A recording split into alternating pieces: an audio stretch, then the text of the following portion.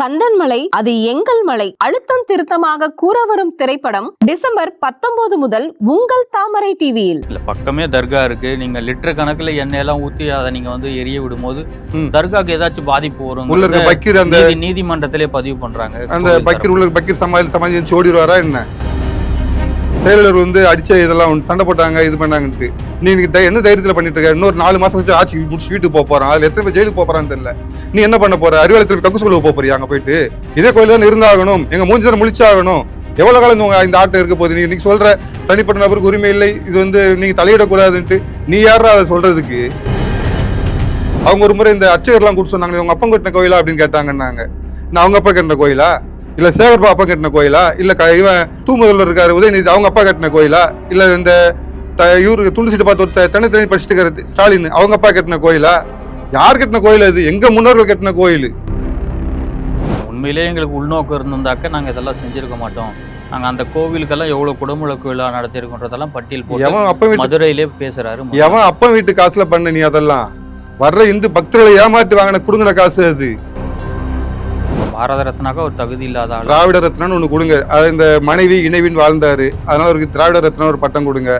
இல்ல இந்த இது ட்ரெண்டிங் ஆச்சு ஒரு டைம், கூலரும் கூத்தியாளும் அப்படின்னு சொல்லிட்டு இந்த உண்ணாவிரத்து ட்ரெண்டிங் ஆச்சு, அதை பாராட்டி திராவிட ரத்னா கொடுங்க. இல்ல கச்சத்தீவத்துக்கு தார வாத்துட்டு வந்தாரு, அதை பாராட்டி திராவிட ரத்னான்னு பட்டம் கொடுங்க. தமிழகம் முன்னேற்றத்துக்கு ஒரு சிறு பங்களிப்பு கூட அவருக்கு இருக்காதா? அதான் அந்த கரப்ஷன் இதுதான் வந்துடும் உங்களுக்கு. இது மட்டும் தான் உங்க கண்ணுக்கு தெரியுது. நான் ஏன் கண்ணுக்கு தெரியல, கூகுள் சொல்லுதுங்க. செத்து போன பணத்தை எங்க போச்சா என்ன? மகனுக்கு ஒரு ஆசை இருக்காதா நம்ம அப்பாவை மாரி? அது உங்க அப்பா வீட்டு காசுல, அவங்க அப்பா வீட்டு காசுல இடத்துல போய் வாங்கி போய் பண்ணணும். ஊரா இடத்துல வந்து உட்காரக்கூடாது. அது மெரினா பீச் அவங்க அப்பா வீட்டு இடமா? தமிழகத்தை தலைகுனி விட மாட்டோம் சொல்றாரு. ஆனா அவங்க போட்டு ஈவராம்சம் என்ன செஞ்சாரு? ஜெர்மனியில போயிட்டு அம்மன மாநாட்டில் போய் கலந்துட்டு நிர்வாண மாநாட்டில் கலந்துட்டாரு. தமிழன் வந்து மானத்துக்கு பேர் பெற்றவன். இவனை போய் தமிழர் தலைன்னு சொல்லி அங்கே போய் நிர்வாண மாநாட்டில் போய் நின்றுட்டு இருந்தாரு. ஜெர்மனி உலகமே பாச்சு, ஓஹோ தமிழர்னா இப்படிதான் இருப்பாங்க போல இருக்கு அப்படின்ட்டு. இதை விட வேற கேவலத்தை வேற யாரும் செஞ்சிருக்க முடியும்? ஏதாவது ஒரு மசூதியை பார்த்தா வந்தே மாதரம் கத்துறீங்களா? வந்தே மாதரம் பேசுறாரு அவங்க. நான் என்ன சொல்றேன், வந்தே மாதரம் என்ன? உங்க அம்மாவை தப்பா சொன்னா ஆறு ஆசா கோவம் வரணும். ஏன்னா அவன் சொன்னான் இந்து பெண் விபச்சாரின்னு சொல்லிட்டு, அதனால உங்க அம்மா வந்து விபச்சாரியாடான்னு கேட்டா 6 ஆசா கோவம் வரலாம்.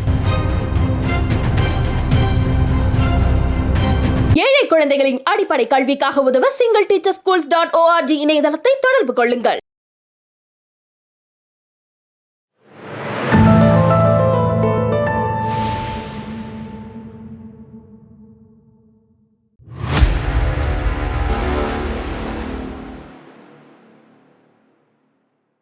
தாமரை டிவி நேயர்களுக்கு வணக்கம். இன்றைய நேர்காணலில் நம்முடன் இணைந்திருக்கும் சிறப்பு விருந்தினர் இந்து முன்னணியின் பொறுப்பாளர் திரு கராத்தே ஜெயசெல்வா அவர்கள். வணக்கம். நமஸ்தேங்கண்ணா. தமிழகத்தில் ஏதோ இந்து முன்னணி உள்ளிட்ட சன் பரிவார் அமைப்புகள்லாம் மதக்கலவரத்தை உண்டாக முயற்சி பண்ணிக்கிட்டு இருக்கிறீங்களாமே, ஏன்? மதக்கலவரம் அதாவது எப்படின்னா, ஆரம்பத்தில் வந்து பார்த்தீங்கன்னா பாரத் மாதா கி ஜெய் அப்படி சொன்னால் மதவாதி, ஜெய்கின்னு சொன்னால் மதவாதி, வந்தே மாதரம் சொன்னால் மதவாதி. அதாவது அதெல்லாம் சொல்லும்போது தமிழக மக்கள் வந்து ஏதோ ஒன்று சொல்கிறாங்க அப்படின்ட்டு போயிட்டு இருந்தாங்க. இப்போ நாளாக என்ன ஆகிருக்குன்னா, நெத்தியில் திருநர் வச்சா மதவாதி, நீங்கள் நெத்தியில் குங்குமம் வச்சுட்டு நீங்களும் இப்போ மதவாதி, நீங்களும் ஒரு சங்கி. நெத்தியில் திருநர் வைக்கிறவங்களும் சங்கி ஆக்கிட்டாங்க. அப்போ இவங்க இந்த சங்கிகள் இவங்க சொல்கிறவங்க பூரா போயிட்டு சாமி கூட ஒன்றா போனால் அது இவங்களுக்கு கலவரம். இந்துக்கள் ஒன்று சேர்ந்தால் இவங்களுக்கு மத கலவரம். அந்த நோக்கில் இந்த திராவிட மாடல் அப்படிங்கிறது வந்து நம்ம பார்த்து வேறு ஏதோ சொல்லிட்டு இருக்காங்க போல இருக்குன்னு நினச்சிட்டு இருந்தாங்க கூட. ஏதோ மக்களை உயர்த்துவாங்க போல இருக்குது, ஒரு முந்தி வந்து திருட்டுத்தனத்தெல்லாம் விட்டு நல்லது செய்வாங்க போல இருக்குன்னு பார்க்கும்போது இந்த 4.5 வருஷம் பார்க்கும்போது அந்த திருட்டுத்தனத்தை இவங்க விடலை. இந்த மாதிரி பொய் அங்கதான் உங்களுக்கு கேள்வி கேட்குறாங்க. 4 வருஷமா இவங்க அமைதியாக இருந்துட்டு என்னடா இவங்க தேர்தல் வர நேரத்தில் இந்த மாதிரி ஒரு விளக்கேற்ற போகிறேன் அங்கே போகிறேன் இங்கே போகிறேங்கிறாங்களேன்றாங்க. 4 வருஷமா நமக்கு கோர்ட்டில் வந்து நீதிமன்றத்தில் 1994 போராடிட்டு இருக்கோம். இந்து முன்னணி நிறுவன அமைப்பாளர் கோபாலஜி ராமகோபாலஜி இருக்கிற சொல்லிருந்து இந்த இது விஷயத்து போராடிட்டு இருக்கோம். இப்போ நீதிமன்றம் வந்து சரியான தீர்ப்பு ஒன்று கொடுத்துருக்கு. நீங்கள் அங்கே தீபம் ஏற்றலாம், இதுக்கு அதுதான் தீபத்தூள்லாம் தீபம் ஏற்றணும். அது வந்து சும்மா கோர்ட்டில் உட்காந்துட்டு நீதிமன்றத்தில் உட்காந்துட்டு அவர் சொல்லலை, தானும் நேராக போய் மலை மேலே ஏறி அந்த இதை பார்த்துட்டு ஆமாம் தீபத்தூண் தான் இது, இங்கே தான் ஏற்றணும்னு சொல்லிட்டு வந்திருக்காரு. அங்கே நாங்கள் தீபம் ஏற்றுவதில் என்ன மதக்கலவரம் வந்துட போகுது? தீபத்தூண் இல்லையே, வேற மாதிரி ஏதோ சொல்கிறாங்க, சர்வே தூணுங்கிறாங்க. இன்னைக்கு அறநிலைத்துறை சார்பாக ஆஜரான வழக்கறிஞர் அது வந்து கிரேனைட் கல்லுங்கிறாரு. ஆமாம், நீங்கள் ஈவே ராமசாமி வந்து கல்யாணம் முடிச்சிட்டு சொல்ல போய் அந்த மணியம்மை கூட பெரியம்மை கூட இருக்கலாம் முதல் பொண்டாட்டியோட இருக்கும்போது வீட்டில் ஒரு பொண்ணு வச்சுருந்தார், வளர்ப்பு பொண்ணை வளர்த்துட்டு இருந்தார். நீங்கள் அப்போ போய் கேட்டிங்கன்னு வச்சுக்கோங்களேன், அது என்னோட பொண்ணு வளர்ப்பு பொண்ணு சொல்லியிருப்பார். ஒரு 30-20 வருஷம் கழிச்சு அவருக்கு அந்த பொண்ணுக்கு வந்து ஒரு 30 வயசு 32 வயசு வரும்போது அப்போ போய் கேட்டிங்கன்னு வச்சுக்கோங்க, என்ன சொன்னார் தெரியுமா உங்களுக்கு? அது என்ன சொன்னார்? என்னுடைய மனைவி அப்படின்னாரு. அதனால் அவங்க என்ன வேணாலும் இந்த திராவிட மாடலும் என்ன வேணாலும் பேசும். இன்றைக்கி மகளுங்கும் நாளைக்கு மனைவிங்கும் இன்னும் இவங்களுக்கு அதாவது இந்த சொல்லுவாங்களே நக்கர நாய்க்கு தெரியுமா செக்கது செவிலிங்கதுன்ட்டு, அந்த மாதிரி தான் இவங்களுக்கு திராவிடத்துக்கு என்ன தெரியும். இதில் ஒரு முறை வந்து கருணாநிதிக்கு வந்து முனைவர் பட்டம் கொடுக்குறதா சிதம்பரம் பல்கலைக்கழகத்தில் முடிவு பண்ணும் பொழுது மாணவர்கள்லாம் போராட்டம் பண்ணாங்க. அதில் ஒரு மாணவன் என்ன சொன்னால், கழுதிக்கு வந்து முனைவர் பட்டம் போட்டு கழுத்தில் மாட்டி விட்டுருந்தான். அந்த மாணவனே வந்து செத்து போயிட்டான். செத்து போனோடனே கலவரம் பண்ணி, அதாவது நம்ம இந்த இதில் தினகரன் அலுவலகத்தை கொளுத்துனாங்க பார்த்தீங்களா, அந்த மாதிரி ஒரு கலவரம் வந்து பையன் செத்து போயிட்டான். அவங்க அப்பா வந்து சொன்னார், இது என்னுடைய மகனே கிடையாது அப்படின்ட்டு. அந்த மாதிரி ஒரு பெரும் புகழுக்கு சொந்தக்காரர்கள் இவர்கள். அவங்க வந்து இதை கிரானைட் கல்லுன்னு இல்லை, நான் என்ன சொல்கிறேன்னா, இவன் நாவலர் நெடுஞ்சல்னு ஒருத்தர் இருந்தார் அவங்க இதில். அவர் ஒரு முறை சொன்னார், வாசலில் இருக்கிறதும் கல், உள்ளே இருக்கிறதும் கல், ஏன்டா இதை கும்பிடு, ஏன்னா எல்லாமே கல் அப்படின்னு. அவங்க பார்வை என்ன, எல்லாமே கல் அப்படின்னு பார்த்தாங்க. அப்போ இந்து மணி சார்பாக பேசும்போது சொன்னோம், வீட்டில் இருக்க பொண்ணும் உன்னுடைய மகளும் பொண்ணு தான், உன்னுடைய மனைவியும் பொண்ணு தான், உங்கள் அம்மாவும் பொண்ணு தான். படுக்கைக்கு யாரை கூப்பிட்டு போவ நீ, அங்கே உன்னோட புத்தி வேலை செய்யுது. அதே போல் எங்களுக்கு எது கல் எது கடவுள் எங்களுக்கு தெரியும்ட்டு அதோட அவங்க பேச்சு நிறுத்தினாங்க. இவங்களுக்கு பார்வை என்ன, எல்லா பெண்களும் ஒரே தான் பார்ப்பாங்க, அம்மாவும் ஒரே மாதிரி தான் பார்ப்பாங்க, மகளையும் ஒரே மாதிரி தான் பார்ப்பாங்க, பொண்டாட்டியும் ஒரே மாதிரி தான் பார்ப்பாங்க. அவங்களுக்கு வந்து இது வந்து கல் வந்து இது வந்து வெறும் கல்லாக தெரியலாம், இல்லை கிரானைட் கல்லாக தெரியலாம், சர்வே கல்லாக தெரியலாம், இல்லை எல்லை கல்லாக தெரியலாம். கடவுளை நம்புகிற எங்களுக்கு தெரியும் எது வந்து தீபத்தூண் அப்படின்னு சொல்லிட்டு. அதை சொல்லுவாங்க, கழுதிக்கு தெரியுமா கற்பூர வாசனைன்ற மாதிரி சொல்லிட்டு போனீங்களா. இந்த கழுதிகளுக்கு என்ன தெரிய போகுது கற்பூரத்தை பற்றி? அப்போ அங்கே இருக்கிறது தீபத்தூண் தான். ஆமாம், என்ன ஆவணம் இருக்குன்னு கேட்குறாங்க நீதிமன்றம். இல்லை, இது என்ன ஆவணம் இருக்குது அப்படின்னு சொன்னால், முகலாயர் ஆட்சி காலத்தில் அங்கே தீபம் ஏற்றிருக்காங்க. முகலாயர் ஆட்சி காலத்தில் தீபம் ஏற்றிருக்காங்க, வெள்ளைக்காரர்கள் ஆட்சி காலத்தில் தீபம் ஏற்றிருக்காங்க. 1931 நினைக்கிறேன். அப்போ வந்து British council, London British council வந்து தீர்ப்பு கொடுத்து இந்த திருப்பரங்குன்ற மலை வந்து இந்துக்களுக்கு முழுமையாக சொந்தமானது அப்படின்னு சொல்லிட்டு, 2ஆம் உலகப் போர் நடக்கும் பொழுது பாதுகாப்பு காரணங்களுக்காக மேலே வந்து தீபத்தை ஏற்ற நிப்பாட்டினாங்க. அதுக்கப்புறம் வந்து பார்த்திங்கன்னா 1967 திராவிட முன்னேற்ற கழக அரசு வந்த உடனே அவங்க அன்னிலேருந்து இந்த தீபத்தூண் வந்து தீபம் ஏற்ற விடாமல் தடுத்திருக்காங்க. நான் என்ன சொன்னேன், காலங்காலமாக நாங்கள் செஞ்சுட்டு வர விஷயத்தை தடுக்கிறதுக்கு நீ யார்? எங்களுடைய மத நம்பிக்கையில் தலையிறதுக்கு நீ யார்? திராவிட மாடல் அரசுக்கு என்ன இது இருக்குது, உரிமை இருக்குது? ஒருத்தரோட மத நம்பிக்கையில் தலையிட உனக்கு என்ன உரிமை? திராவிட முன்னேற்ற கழக அரசு என்ன உரிமை இருக்குது? இந்து விரோத அரசு, கிறிஸ்தவம் போட்டு பிச்சையில் வந்த அரசு, நீ அவனுக்கு பிச்சை போட்டால் நீ அவனுக்கு வேறு ஏதாவது பண்ணிட்டு போ.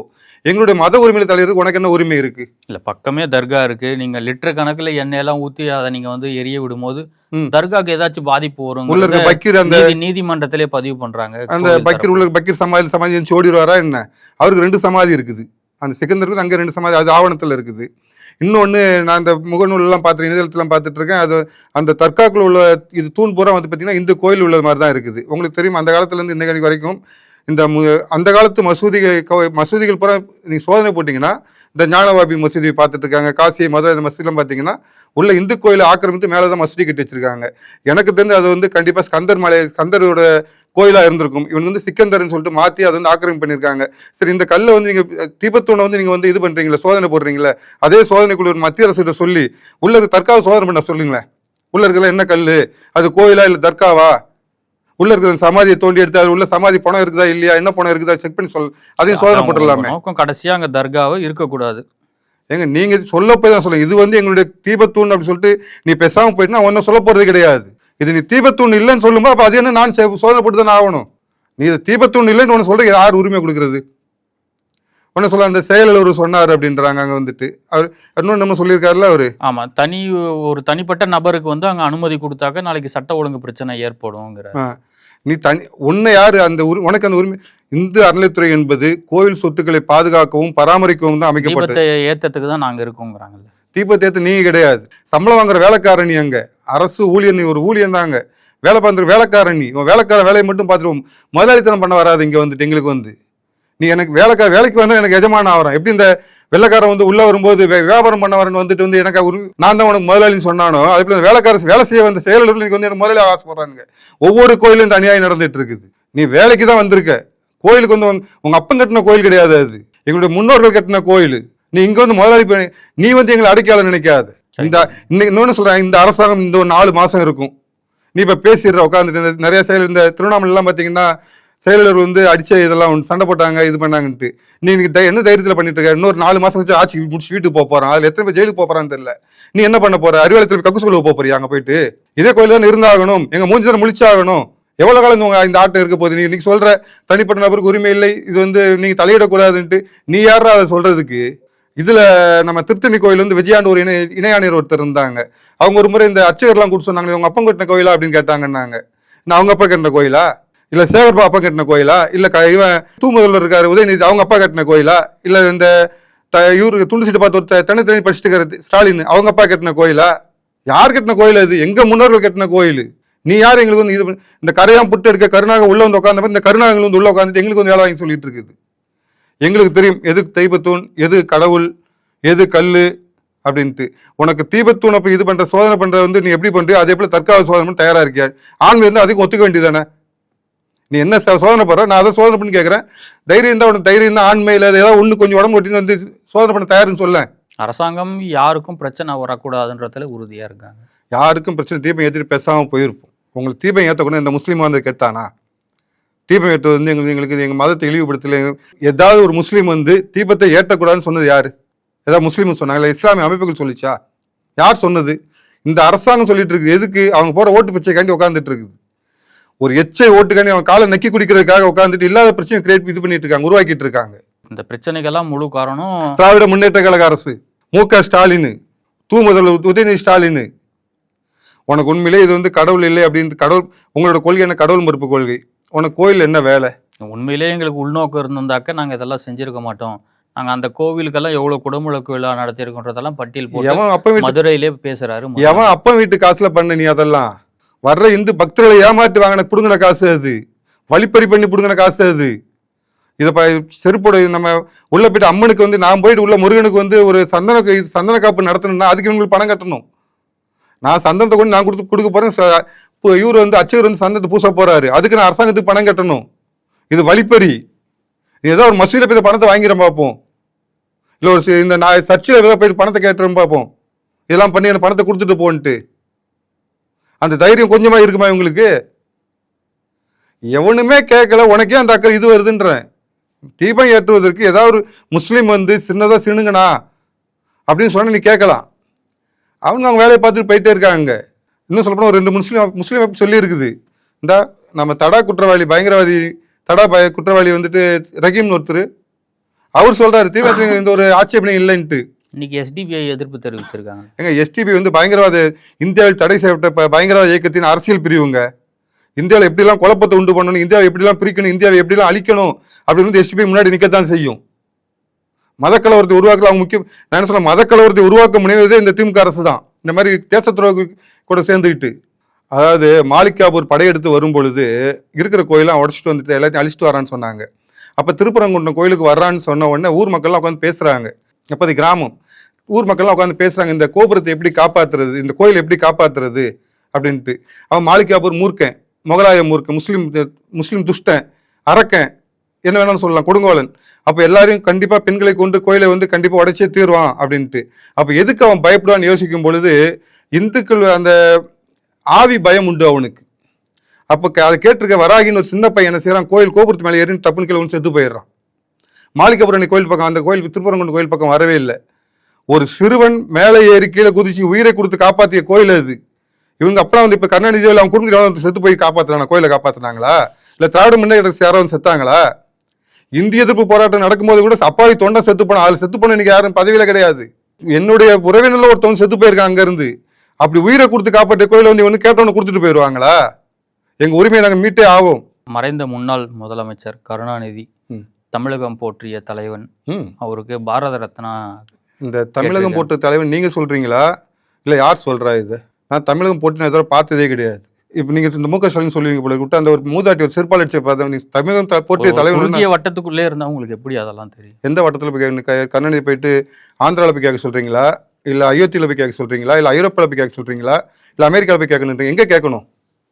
நீங்க எங்கேயுமே கேட்கணும். கூகுள் அப்படி சர்ச் பண்ணுங்க, ஃபாதர் ஆஃப் த கரப்ஷன் போடுங்க, யார் பேர் வருது மட்டும் பார்த்து சொல்லுங்க. கொஞ்சம் சொல்லுங்களேன். கருணாநிதி அப்படி கேமராலையும் காமிங்க பார்க்கட்டும். அவங்க நீங்க என்ன சும்மா சொல்ல பண்ணி வச்சுப்பாங்க. அவங்க கருணாநிதி வருது.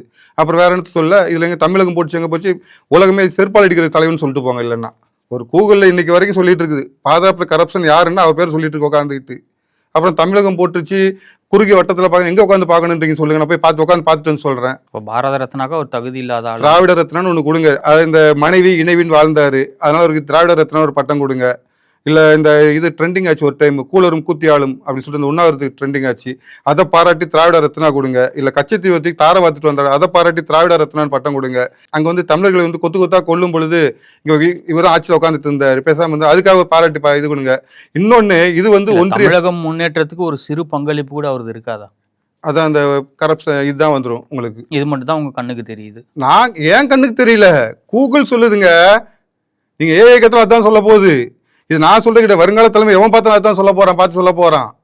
என்ன பண்ணாருன்னு சொல்லுங்களேன். வரும்போது திருட்டு நீர் வந்தாருன்றாங்க, அவங்க கட்சிக்காரங்க சொல்றாங்க இல்லை அப்படிலாம் வரல அப்படின்னு. எப்படினாலும் வந்துட்டு போட்டும், அந்த டிடிஆர் இருந்தால் தெரிஞ்சிருக்கும். டிடிஆர் அன்னைக்கு வந்து ஒருத்தன் தன்னுடைய கடமையை சரியா செய்யாதனால இன்னைக்கு தமிழகம் எவ்வளவு சீரழிஞ்சு போயிருக்கு நமக்கு தான் தெரியுது. அன்னைக்கு கரெக்டாக வேலை டிடிஆர் வேலையை ஒழுங்காக பார்த்துருந்தான்னா எனக்கு இப்பயும் ட்ரெயின் பற்றி டிடிஆர் காண்டாவேன் உட்காந்துட்டு. மற்ற இவன் வேணா ஒருத்தர் வேலையை பார்த்தா இன்னைக்கு வந்து இந்த அநியாயம் நடந்திருக்காது. அன்னைக்கு வந்த இன்னைக்கு வந்து ஒரு உலக பணக்கார குடும்பம் ஒன்று உட்காந்துட்டு இருக்காங்க. என்ன வேலை செஞ்சாங்க அவங்க? விவசாயம் பண்ணாங்க, இல்லை இது நாற்று நட்டாங்க, இல்லை கடை வச்சு பொழைச்சாங்க, இல்லை இந்த இவன் வைகோ சொன்ன மாதிரி ஊதி பொழைச்சாங்க அப்படின்னு சொல்லிட்டு ஒரு மாதிரி சொன்னார் அவர். அந்த தொழில் பண்ணி பொழைச்சாங்க அப்படின்னு எந்த தொழில் பண்ணி உங்களுக்கு சம்பாத்தியம் வந்துச்சு? இன்னைக்கு உலகின் பணக்கார போட்டி போடுறாங்களா இல்லையா? அவங்க எந்த படம் எடுத்தாலும் ரெட் ஜெயிண்ட் இல்லைன்னா இன்னொன்று இது. அப்போ இவ்வளோ பணம் எங்கேருந்து வந்துச்சு? இதுக்கெல்லாம் காரணம் மூல காரணம் மாதிரி இந்த ஆள் பண்ண ஊழல். அப்போ இவர் வந்து எப்படி தமிழகம் போட்டுச்சு எப்படி சொல்கிறீங்க? உங்களுக்கு பாரத் மாதாக்கு பிடிக்காத பாரத் ரத்னா மட்டும் பிடுங்குது உங்களுக்கு? இந்திய யூனியன் தானே உங்களுக்கு இது.